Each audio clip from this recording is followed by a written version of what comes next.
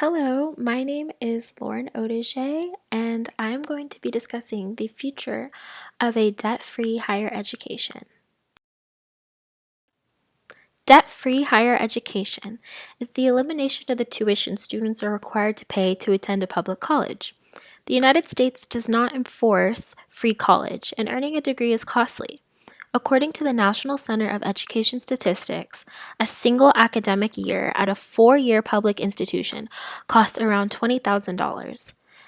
The high price tag on a U.S. degree prevents a number of Americans from attending college. One should not lose the opportunity to learn and improve their future prospects solely because they lack the favorable financial circumstances to do so. Tuition should be free for 2-year and 4-year undergraduate degrees in public colleges and institutions. In the debate of free college in America, there is a split between those who are in favor and those who oppose it. This division between select groups largely plays into why tuition-free schools are not commonplace in the country. When analyzing who supports or rejects free college, the groups can be split by their economic, political, and social motives. First, students versus institutions themselves fight from a social point of view. Students believe free college will support their educational endeavors better, while institutions serve to support themselves and those who run colleges, like the staff and educators. Secondly, Democrats versus Republicans are motivated by politics. Democratic belief stems from supporting the population with public goods, and free college would be considered a public good. Republicans, unlike Democrats, hesitate when taxes could potentially rise in order to support a public good that won't benefit everyone at the same rate. Lastly, and above all, low-income families versus upper-class families are driven by their economic position in society. Upper-class families have comfortably been able to afford college tuition and fear the government will increase their taxes for a situation that they do not suffer from currently. Free college will not change much for the rich in terms of affording school. However, low-income families will be able to attend and send their children to college without increased financial burdens. The fight towards free higher education has taken over modern politics. Current efforts towards the issue represent the popularity of support for no tuition.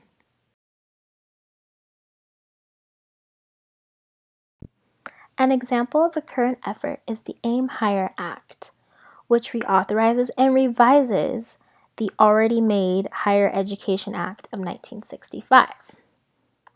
This act invests in the students, and it makes higher education more affordable and addresses the rising cost of colleges. A second and more popular current effort is the College for All Act. This act was introduced by Representative Pramila Jayapal and Senator Bernie Sanders, who campaigned with this act. This act would cancel all student debt, including undergraduate debt, and it would provide free tuition among all public institutions. Many sway their support based on the potential conflicts that could arise if free tuition is enforced among all public institutions in America. The first conflict is students will have to borrow money for non-tuition expenses, such as housing, books, transportation, or fees.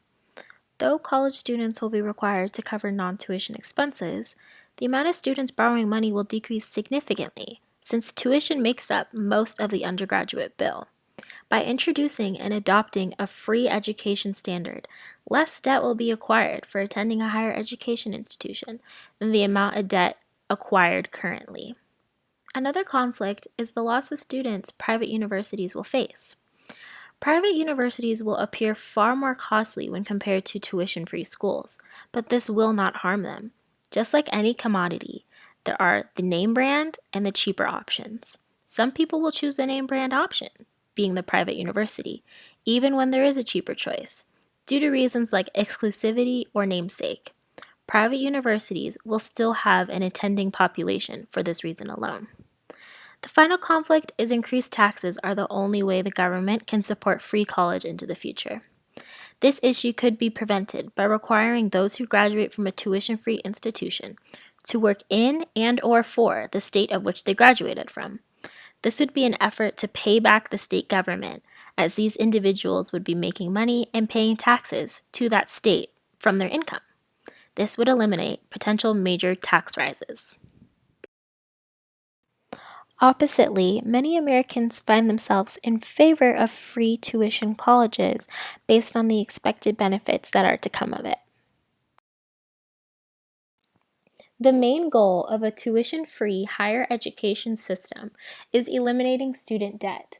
Lowering this postgraduate debt would improve student morale on campus, it would benefit the economy, and it would create a more educated society. Another benefit is the improvement of equity amongst economic classes.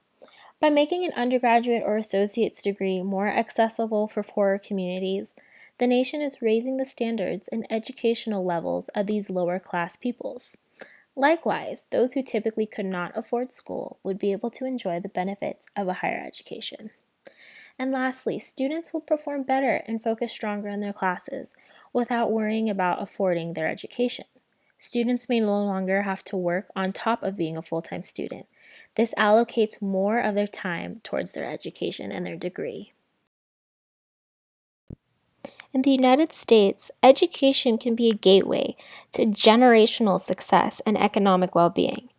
It is unfair to exclude an entire population of people from achieving this said success, only because it is unaffordable for them.